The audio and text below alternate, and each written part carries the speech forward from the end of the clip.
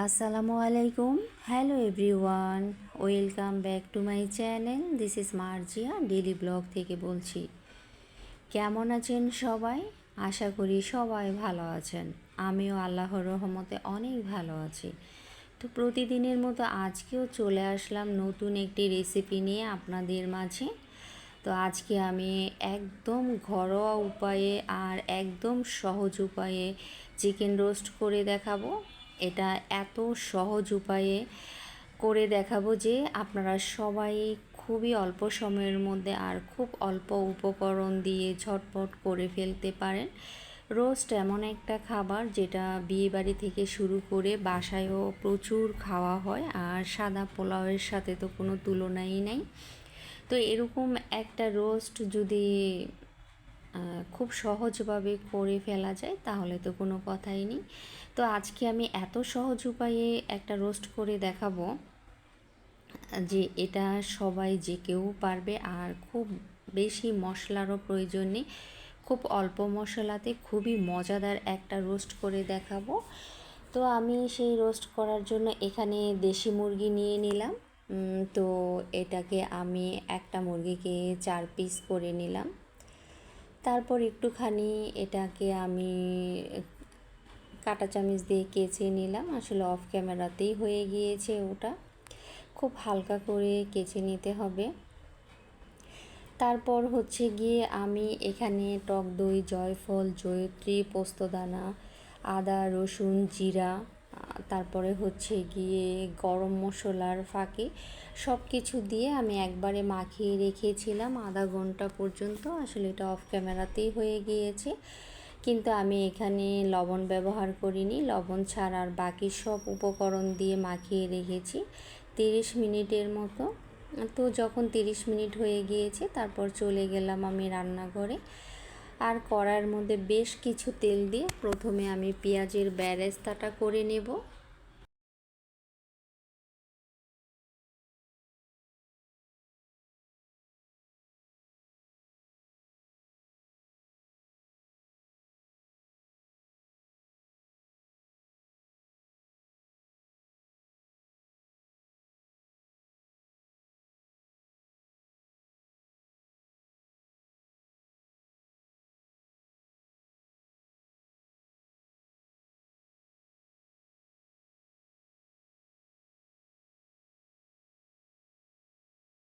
তো ভাজতে ভাজতে অলরেডি পেঁয়াজের বেরেস্তা হয়ে গিয়েছে। তারপর আমি সেই বেরেস্তাগুলোকে তুলে একটুখানি খুব সুন্দর করে একটা বাটিতে ঝরিয়ে রাখবো, যাতে এটা মচমচে থাকে। আর এটা আমি চুলার নিচেই রেখে দিয়েছিলাম মচমচা থাকার জন্যে।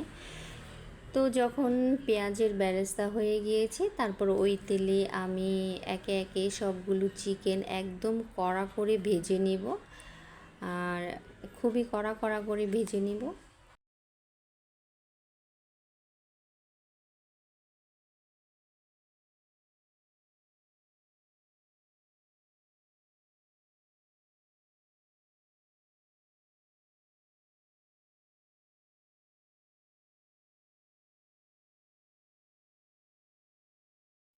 তো এপিঠ ওপিঠ আমি খুব সুন্দর করে এটাকে নেড়ে নেড়ে আস্ত অল্প জালে ভেজে নিচ্ছি, যাতে পুড়ে না যায়, আবার ভিতর থেকে খুব সুন্দরভাবে হয়ে যায়।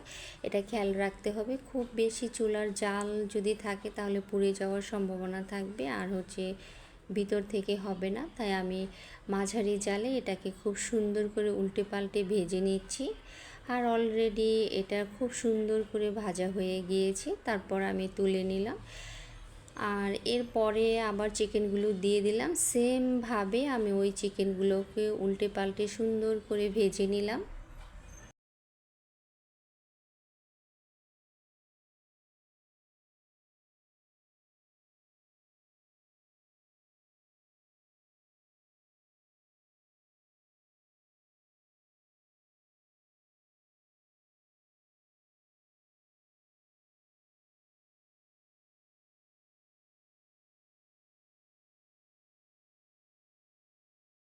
তো যখন চিকেনগুলো ভাজা হয়ে গিয়েছে তো আমি তো সবগুলো চিকেন তুলে নিলাম। তারপর আমি এখানে পেঁয়াজের বাটা দিয়ে দিলাম।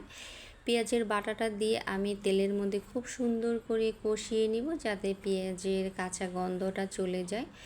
তো অলরেডি ভাজা ভাজা যখন হয়ে গিয়েছে, ওই অবস্থায় আমি এলাচ, দারচিনি আর লং একটু দিয়ে দিব এটার মধ্যে, দিয়ে আমি আবার একটুখানি নেড়ে চেড়ে নিব।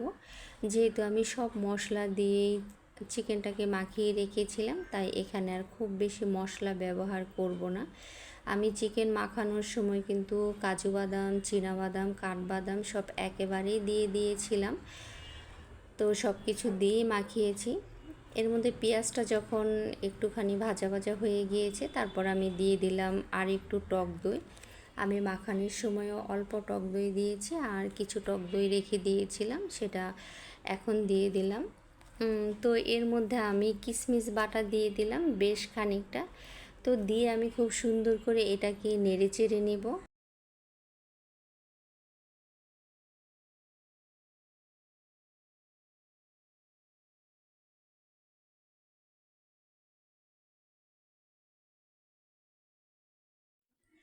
আর পেঁয়াজটাকে খুব সময় নিয়ে ভাজতে হবে, যাতে পেঁয়াজটা একদম পুড়ে না যায় আর খুব সুন্দর করে পেঁয়াজটা ভাজা ভাজা হয়ে যায়। তারপরে আমি আবার কিছু আস্ত কিশমিশ দিয়ে দিলাম, দিয়ে আমি আরও বেশ কিছু সময় এটাকে নেড়ে চেড়ে নিলাম।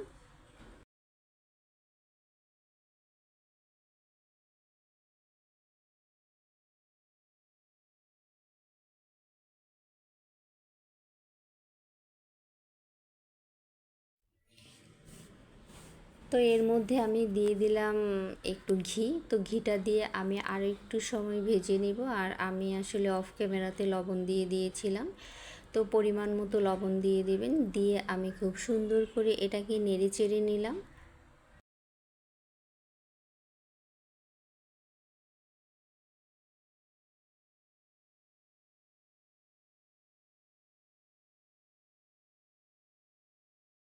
তো যখন একদম ভাজা ভাজা হয়ে গিয়েছে, তারপর আমি এখানে 4 চামচের মতো ফাঁকি দুধ দিয়েছি।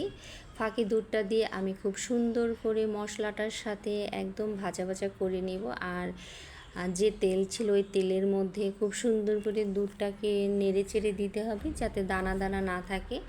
আর আমি কিন্তু খুব সুন্দর করে এটাকে নেড়ে চেড়ে দিছি, একদমই দানা দানা নেই। আর এর মধ্যে তেলটাও বেশি উঠেছে, অনেকটা সময় কষানো হয়ে গিয়েছে। তারপরে আমি দিয়ে দিলাম বেশ কিছু কাঁচামরিচ। তো কাঁচামরিচটা দিয়ে আমি আরেকটু সময় এটাকে ভেজে নিব।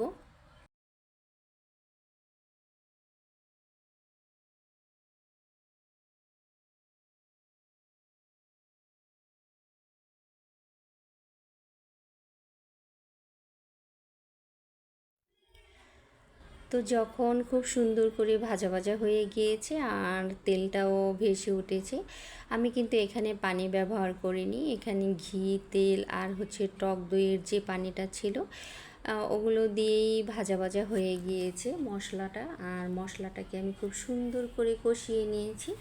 তো যখন কষানো হয়ে গিয়েছে, আমি ভেজে রাখা চিকেনগুলো দিয়ে দিলাম। আর দিয়ে আমি অনেকটা সময় ধরে মশলার সাথে কষিয়ে নিব, যাতে করে মশলাগুলো চিকেনের মধ্যে খুব ভালোভাবে মিশে যায়। তো আমি অনেকটা সময় এটাকে নেড়ে চেড়ে নিব।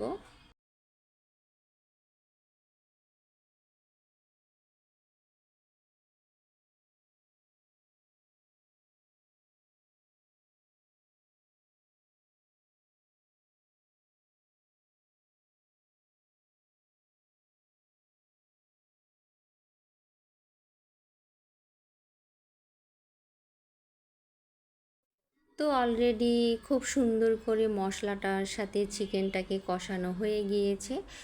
আমি খুব সুন্দর করে এটাকে কষিয়ে নিয়েছি। আর এইভাবে রোস্ট তৈরি করে খেলে এত পরিমাণ সুস্বাদু হয়, মানে কি বলবো। আর একদমই বাহিরে রোস্টের মতো মনে হচ্ছে যে বিয়েবাড়ির রোস্ট। তো যখন খুব সুন্দর করে ভাজা ভাজা হয়ে গিয়েছে, তারপরে আমি যে পেঁয়াজের বেরেস্তাগুলো করে রেখেছিলাম, সেই বেরেস্তাগুলো দিয়ে দিলাম। দিয়ে আমি খানিকটা সময় নেড়ে চেড়ে নিব।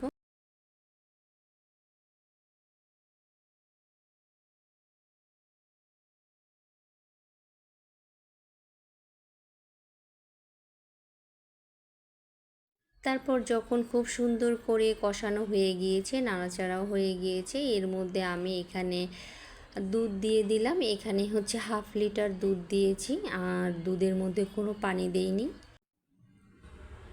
তো সম্পূর্ণ দুধটা দিয়ে আমি খুব সুন্দর করে এটাকে নেড়ে চেড়ে নেব। আর আমি কিন্তু এখানে চিনি ব্যবহার করিনি, যেহেতু আমি কিশমিশের পরিমাণটা অনেক বেশি দিয়েছি, তাই কিশমিশের মিষ্টিটা হয়ে গিয়েছে। চাইলে আপনারা কেউ হালকা চিনি ব্যবহার করতে পারেন, যেহেতু আমি অনেকগুলো কিশমিশ বাটা দিয়েছি আর আস্ত কিশমিশ দিয়েছি, তাই সেই মিষ্টিটা পরিপূর্ণভাবে হয়ে গিয়েছে। তারপর যখন বলক চলে আসছে, ওই অবস্থায় আমি আরও বেশ কিছু ঘি দিয়ে দিলাম। তো ঘিটা দিয়ে আমি এটাকে সুন্দর করে নেড়ে চেড়ে দিলাম, আরও বেশ কিছু সময়ের জন্য রেখে দেব, যাতে একদম শুকিয়ে এটা মাখো মাখো হয়ে যায়। তো অলরেডি সম্পূর্ণ দুধটাই টেনে গিয়েছে আর তেলটাও ভেসে উঠেছে। আমি তারপরে একটু নেড়ে চেড়ে নিচ্ছি, যাতে করে গ্রেভিটা অনেক রসালো হয়। তো অলরেডি আমার গ্রেভিটা খুব সুন্দর হয়ে গিয়েছে। তারপর আমি আর একটু পেঁয়াজের বেরেস্তা এখানে ছড়িয়ে দিলাম। তো দেওয়ার পরে বেশ কিছু সময় আমি রেখে দিলাম। তো তারপর এটাকে আমি আরও 5-7 মিনিট করে জাল করে নিলাম, আর গ্রেভিটা একদম মাখো মাখা হওয়া পর্যন্ত অপেক্ষা করলাম। তো অলরেডি একদম তেলটা ভেসে উঠেছে আর গ্রেভিটা মাশাআল্লাহ এত মাখো মাখো হয়েছিল। তো আমি বেশ কিছু সময় চুলাটা অফ করে রেখে দিলাম।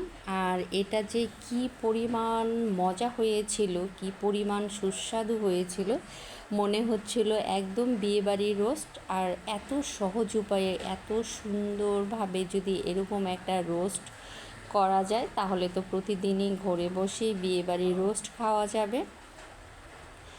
তো অলরেডি আমি চুলাটা অফ করে দিলাম, আর নামানোর আগে আরও বেশ কিছু কাঁচামরিচ আমি দিয়ে দিলাম। এটা হচ্ছে ফ্লেভারের জন্যে, একদম নামানোর আগ মুহূর্তে দিয়ে দিলাম।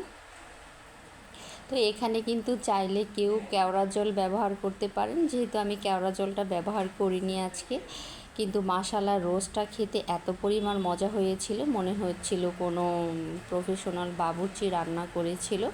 তো যাই হোক, তারপরে তো আমি এটাকে নামিয়ে নিলাম আর নামিয়ে পরিবেশন করে নিলাম। আর সাদা ঝরঝরে পোলাওয়ের সাথে খুব মজা করে খেয়ে নিলাম। চাইলে আপনারাও এরকম সহজ উপায়ে এরকম খুব অল্প সময়ে একটা মজাদার রোস্ট তৈরি করতে পারেন। আশা করি ভীষণ ভালো লাগবে। আর এই হচ্ছে আমার রোস্টের ফাইনাল লুক। মাশাআল্লাহ এত পরিমাণ মজা হয়েছিল আর খেতে দারুণ হয়েছিল। তো চাইলে আপনারাও এইভাবে সহজ উপায়ে একটা সুন্দর করে চিকেন রোস্ট রান্না করে ফেলতে পারেন। তো আশা করি সবাই ভালো থাকবেন, সুস্থ থাকবেন। আবার নতুন কোনো দিন নতুন কোনো রেসিপি নিয়ে আপনাদের মাঝে হাজির হয়ে যাব। ওই পর্যন্ত সবাইকে আল্লাহ হাফেজ।